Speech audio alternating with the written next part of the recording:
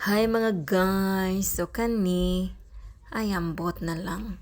Kumpisa pa lang gani, taka voice over do. Kasakit na ulo ko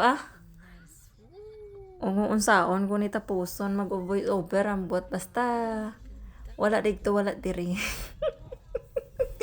Ay ambot na lang. Ambisyosa kay ning mag vlogger ko na hay tano kay vlogger pero gamay rang follower ba unsaon man ni. Unsa pa gihulat ninyo? I-follow na ko ninyo. Bahalag wala dito wala diri atong video. Sabtanon lang ba magkasinabot ra gud ta oy bahala na. So kani nagplano mo sa akong bana nga moadto aning lugara sa daplin sa bukid. Ang tawo na mo ba kung unsa ba ni ka tsada diri ang mga panimalay kay murag makaamis lang taon dito sa baba ba kay taas man ni pasaka sa bukid. So anak ko sa kumbana tali adto ta dikto udo murag nice pa dikto ba. So kana naglibot-libot mo sa kumbana dira tanawa tanaw mo tanaw unsa makalipong no lantawa ato dikto baba kay dikto nan among gipuy-an nga balay dikto daplin sa dagat.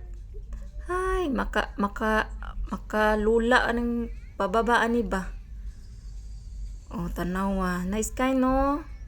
Nami dis taas. Tigto sila sa baba. Natural ara bisa taas sa bukid daw liki maning ga-voice over ba man. Dili pa dahil lalin mag voice over no? Gay kanang kung sarang sa sulod sa mong utok ba moro to imong panulti. Kanang pati ikaw maglibog po ka unsa imong panulti hambot na lang basta humana na nato ning video no. Kana paglantaw na mo tsada kayo nagpadidit na kumbana diring dapita. Ay asa man madulong sirado man so dili pwede mag-agi. So kani nagliko sa kaliwa akong bana de kabrayta ba nagbut-buot.